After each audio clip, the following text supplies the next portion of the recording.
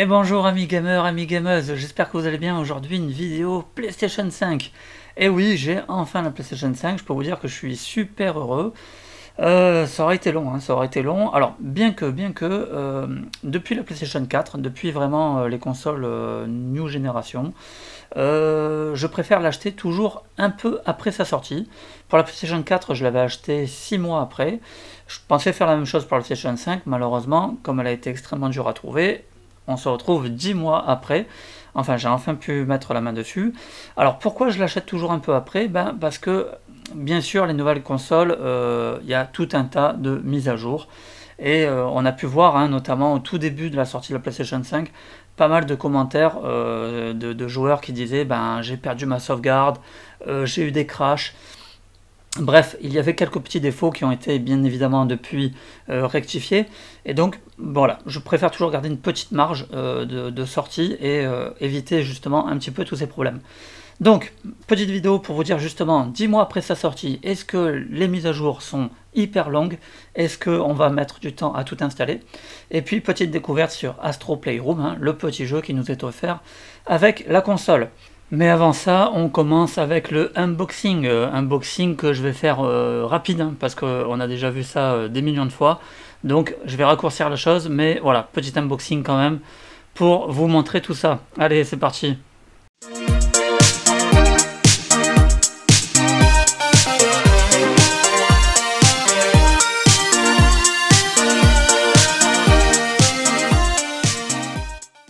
Alors les amis, là je suis hyper content quoi. L'ouverture d'une console c'est toujours un événement. C'est toujours quelque chose d'inoubliable. Moi je redeviens un enfant de 12 ans là, hein. Franchement, c'est toujours exceptionnel d'ouvrir une console. Franchement, je plains ceux qui finalement achètent toutes ces consoles en même temps. PlayStation 4, Xbox, Switch. Mais où est le plaisir du coup à ouvrir toutes les consoles en même temps quoi. Là franchement, c'est vrai je l'ai attendu depuis longtemps, mais elle est enfin là. Et je peux vous dire que franchement là je savoure quoi, mais vraiment quoi. Allez c'est parti, on ouvre.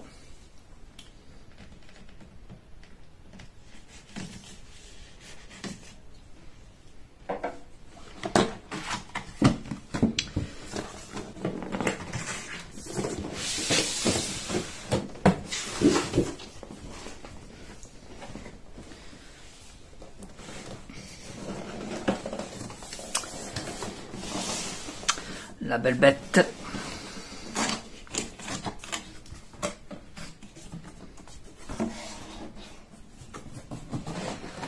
Bon, déjà, elle a l'air bien protégée. Ça, c'est très bonne chose. Alors déjà, la manette. J'ai vraiment évité de me spoiler un maximum. Je l'avais encore jamais prise en main. Ouais, franchement, on l'a tout de suite bien dans la main. Franchement, c'est sûr, ça va faire un petit peu bizarre au début hein, de s'adapter par rapport à la PlayStation 4, mais ouais, la prise en main, elle a l'air top. Les gâchettes et tout, elles sont vraiment hyper intuitives. Sympa aussi un peu l'aspect derrière avec, en fait, je crois que c'est des genres d'antidérapants là. Ouais, c'est pas mal. Ouais, classe. Ensuite, le câble d'alimentation, classique. Les notices d'utilisation en français, en espagnol, en italien, en polonais, en russe, voilà. Voilà, il y a autre chose. Ouais. Le câble HDMI.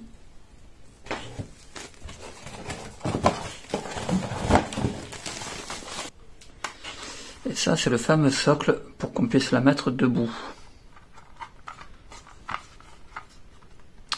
D'ailleurs, moi, ça va être le cas. Hein. D'habitude, je les mets allongées. Mais là, celle-ci, je vais la mettre debout parce que comme elle est très imposante, et puis je trouve que debout, elle fait classe, quoi. Ah oui. Le câble USB-C pour la manette. Ça, l'USB-C, c'est la vie aussi, hein. Franchement. C'est quand même 100 fois mieux, ça me plaît beaucoup plus sympa sans les petits picots là, super.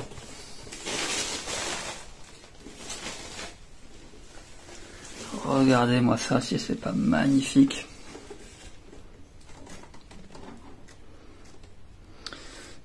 Deux ports USB, le port HDMI, le port internet, la prise alimentation.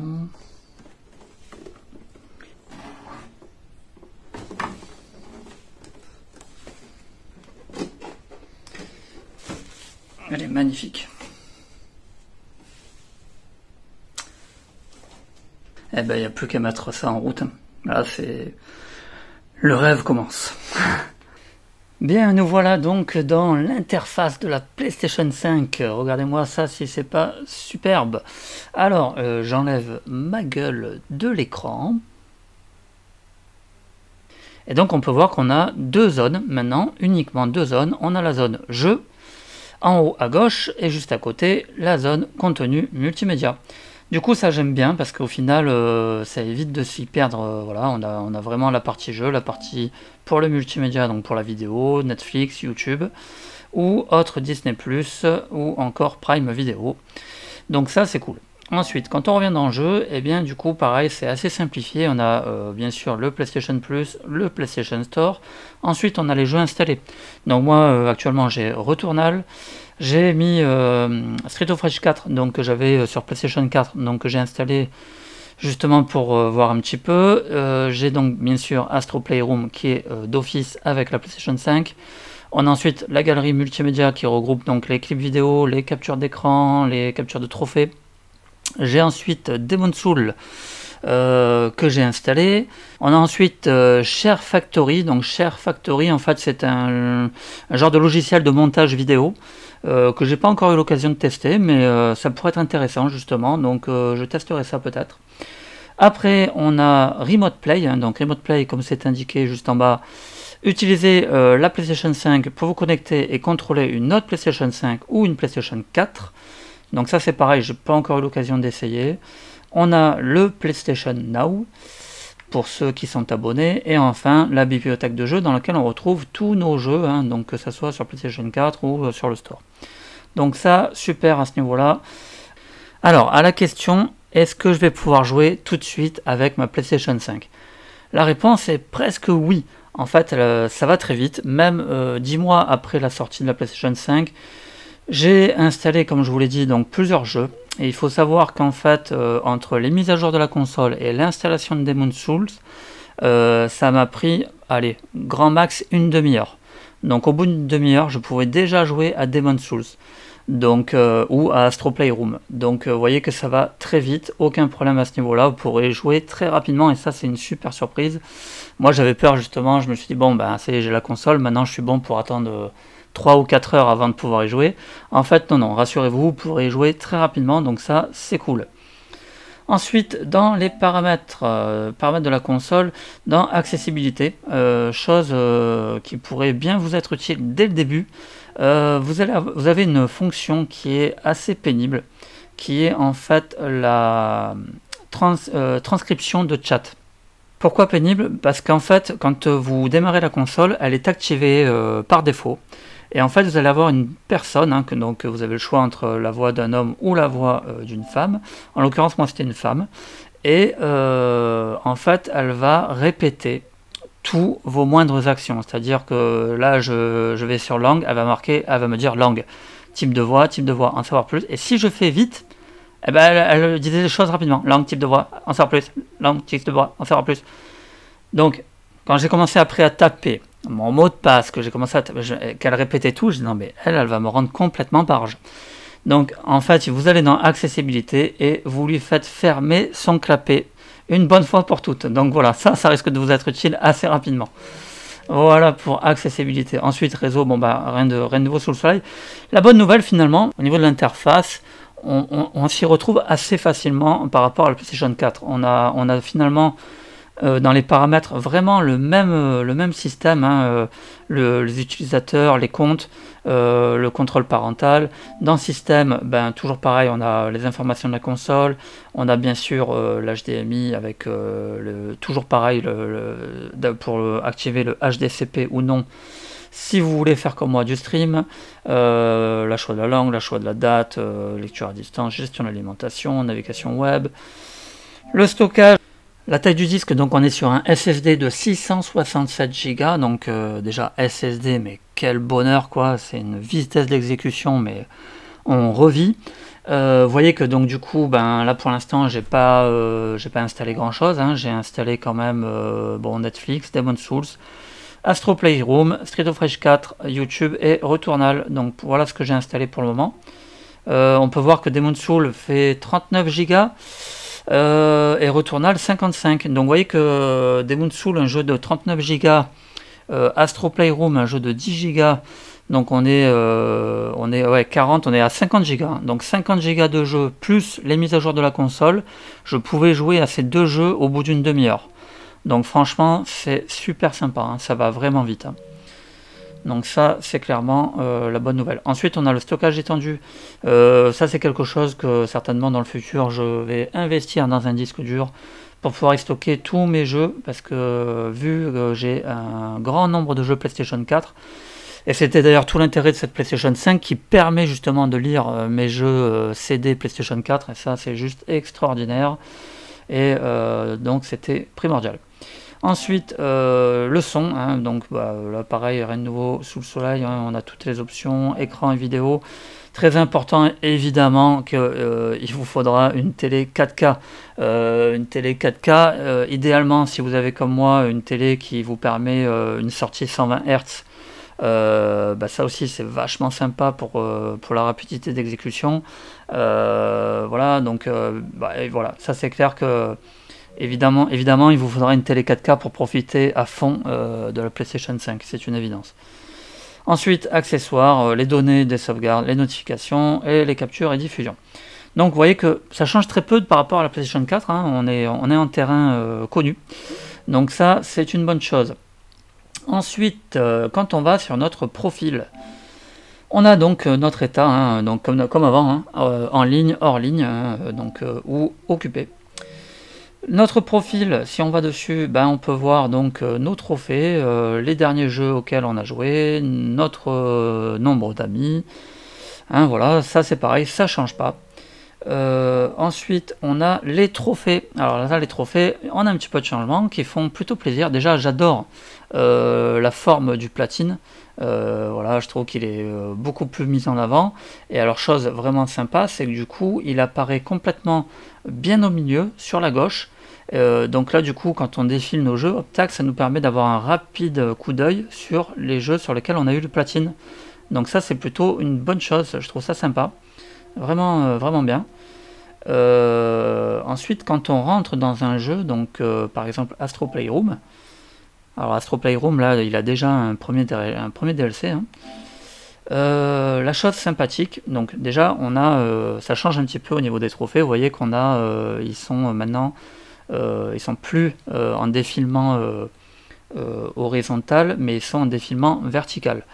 Donc du coup on les voit mieux, ça c'est sympa. Par contre, ce que je trouve un petit peu dommage, parce que moi c'était un truc que j'aimais bien, c'est que vous voyez il faut cliquer sur le trophée pour voir ce qu'on voyait avant, c'est-à-dire obtenu très rare à 7,4%. Et donc ça, le niveau de rareté, ben, il faudra cliquer sur le trophée pour pouvoir voir son niveau de rareté. Donc bon, c'est dommage qu'on ne le voit pas d'office. Voilà, c'est juste un petit bémol. Bon, c'est pas grand-chose. Peut-être que il y aura la possibilité de le rectifier plus tard, ou peut-être qu'il y aura une manière de changer la vue, pourquoi pas. On peut l'imaginer en tout cas, hein. Voilà, là clairement, on est vraiment, même si on est à 10 mois de sa sortie, on peut dire au tout début finalement, puisque de toute façon avec la crise Covid et tout ce qu'il y a autour, voilà, clairement je pense que les développeurs, il y aura encore beaucoup de nouveautés qui arriveront dans le futur. Chose super sympa, en revanche, quand on clique sur un trophée qu'on a déjà obtenu, comme celui-ci par exemple, on a un mini clip donc du coup du trophée. Ça je trouve ça super sympa. Et alors l'autre chose vraiment super sympa, c'est qu'on a maintenant pour certains trophées la marge de progression. Vous voyez que celui-ci, je suis à 56%, donc il m'indique quand je clique dessus, ben, je dois tous les artefacts des 4 principaux niveaux du labo ont été collectés. Et vous voyez que là pour l'instant je suis à 26 sur 46, donc il me l'indique. Donc ça c'est vraiment super sympa. Pareil pour celui-ci, je suis à 54 sur 96, Donc ça nous permet de nous dire, ah bah tiens, j'en suis pas loin, je vais voir un petit peu où j'en suis. Donc ça, c'est vraiment sympa. En revanche, bah, ça marche pas pour les jeux, par exemple Street of Rage 4. Je le sais parce que là, pour l'instant, il me manque 2 trophées du DLC. Et il me manque notamment celui-ci, qui demande de débloquer tous les coups spéciaux de tous les persos. Et vous voyez que là, par contre, il me dit pas où j'en suis. Donc ça ne marche pas pour les anciens jeux, ça marche vraiment pour les jeux qui ont été adaptés pour la PlayStation 5 tout récemment. Voilà, donc pour les trophées, donc ça franchement les trophées, ouais, ça fait plaisir, c'est vraiment sympa. Ensuite, quand on revient sur l'écran jeu, là aussi on peut voir en bas à droite la progression des trophées et le nombre de trophées remportés. Donc Demon's Souls, là, on peut voir que 0%, 0 sur 37 pour l'instant, je suis vraiment au tout début, hein, je l'ai à peine lancé. Pareil ensuite si on va sur Returnal, hein, donc là je suis à 4% et 3 trophées sur 31 et ainsi de suite, hein, donc à chaque fois pour tous les jeux, et ça c'est vraiment super sympa aussi, ça nous donne un petit coup d'œil rapide. Pour Street of Rage 4 sur PlayStation 4, là aussi ça fonctionne, il m'indique que j'ai le platine, donc ça c'est vraiment sympa. Ensuite, petit détail qui au départ peut un peu déstabiliser, comment éteindre la console. C'est tout con, mais en fait on se dit mais mince, par où je rentre. En fait vous appuyez une seule fois sur la touche PlayStation de la manette, un petit coup juste rapide, et en fait là, tac, vous avez une ligne qui s'affiche en bas, dans lequel vous avez de nouveau toutes les petites options.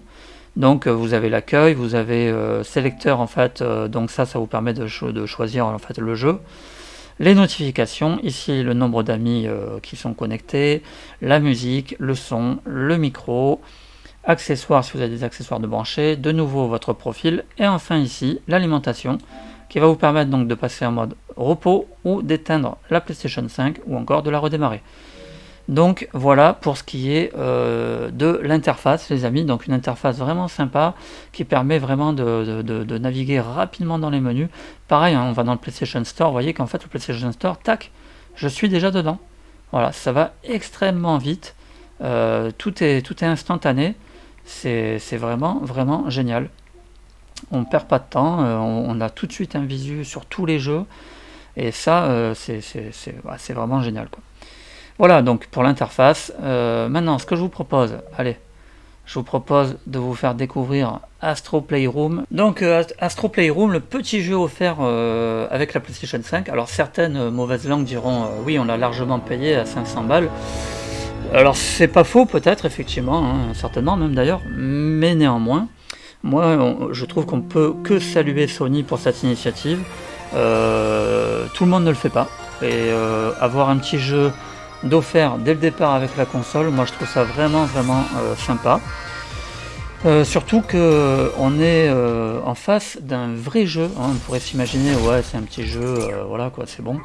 Non, en fait c'est vraiment un jeu avec une durée de vie vraiment honorable, hein, pour apprendre en plus le maniement de la manette, hein, vraiment découvrir la manette de la PlayStation 5. C'est le jeu parfait pour ça. Et du coup, franchement, ouais, je salue l'initiative parce que c'est vraiment fort appréciable. Du coup, nous sommes aux commandes de ce petit Astro. Petit jeu de plateforme, hein, dans la lignée d'un Ratchet & Clank, qui sera bien évidemment un de mes futurs jeux. Vous imaginez bien à quel point j'ai hâte aussi de le faire, celui-ci. Et donc du coup, on se retrouve en face de plusieurs niveaux, hein, donc qui représente à chaque fois un élément de la console.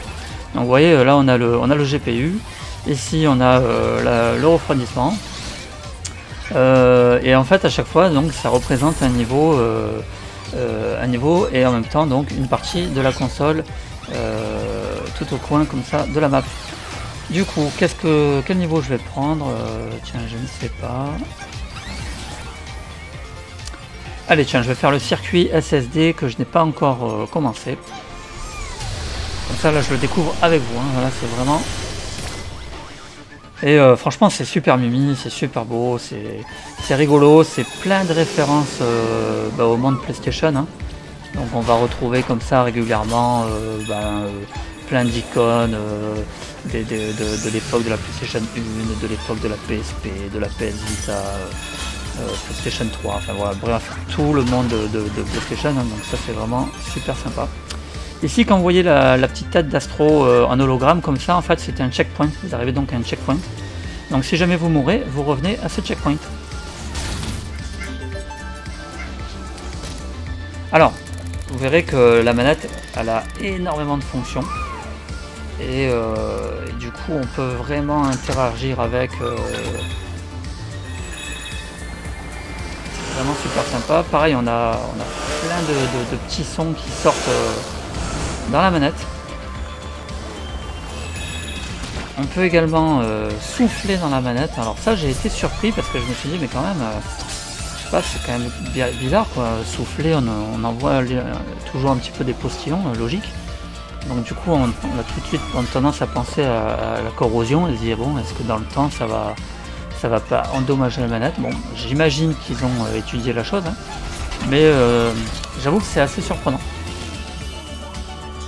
En tout cas, ça fonctionne super bien, hein, franchement. La manette, elle est hyper intuitive. Finalement, on s'y habitue, mais très vite. Je m'attendais à avoir un petit peu plus de temps d'adaptation par rapport à la PlayStation 4. En fait, pas du tout. Hop, vous voyez qu'on vise en fait la cible. Donc notre petit Astro qui a la possibilité de voler quelques secondes grâce à des turboréacteurs.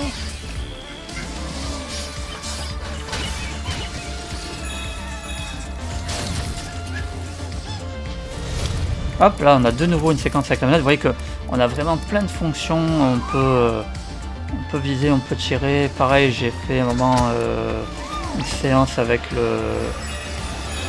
Je sais pas si c'est just là. Avec le tir à l'arc. Et on a vraiment le sentiment de tirer à l'arc. On a vraiment une résistance au niveau du bouton R2. C'est hallucinant quoi. Enfin, franchement, la manette elle est exceptionnelle. Hein. On est clairement sur une évolution parfaite de la DualShock.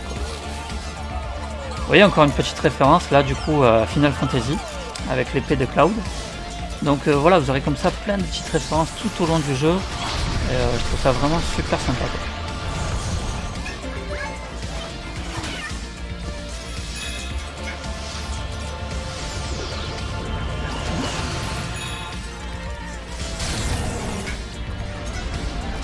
Ouais, est-ce que c'est pas choupi franchement ce petit Astro Playroom?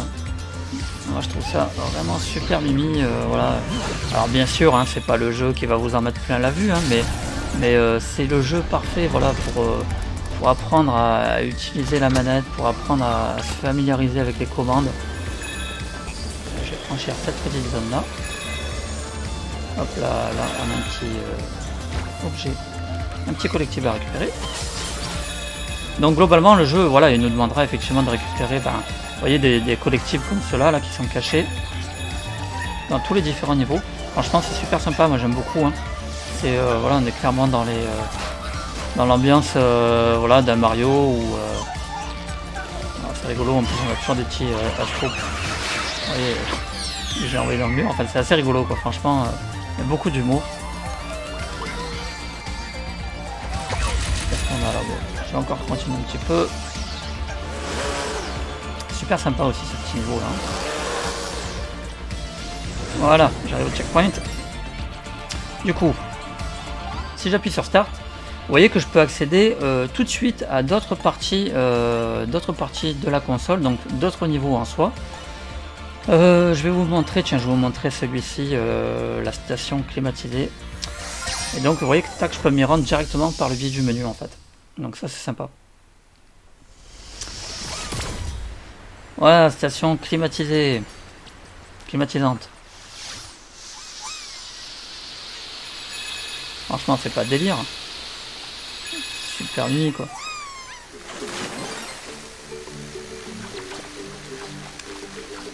Regardez ça, le petit Astro avec sa petite bouée.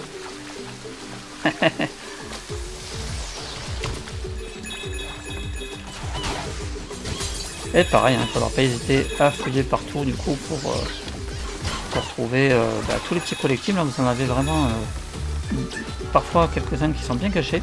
Mais bon, globalement, voilà, ça reste très accessible, hein, c'est vraiment un jeu découverte. Parfait du coup pour apprendre toutes les petites spécificités. Mais voilà, il ne faut pas hésiter un petit peu à fouiller les niveaux. Vous voyez là, celui-ci je l'avais déjà trouvé. Alors comment savoir si on l'a déjà trouvé? En fait vous n'avez plus rien à l'intérieur. Normalement vous avez un point d'interrogation. Là vous voyez que mon hologramme il est complètement bleu. Donc en fait celui-ci je l'avais déjà trouvé. Voilà pour cette petite vidéo de Astro Playroom. J'espère que vous avez bien aimé cette vidéo. Et puis je vous dis à très vite pour des jeux qui ce coup-ci vont nous en mettre plein la vue. Des jeux New Generation. Comme vous avez pu le voir que j'ai déjà installé, il s'agit de Demon's Souls et de Returnal, deux jeux qui s'avèrent déjà excellents et pour lequel ça sera ma prochaine vidéo très rapidement. Allez, à plus les amis, portez-vous bien.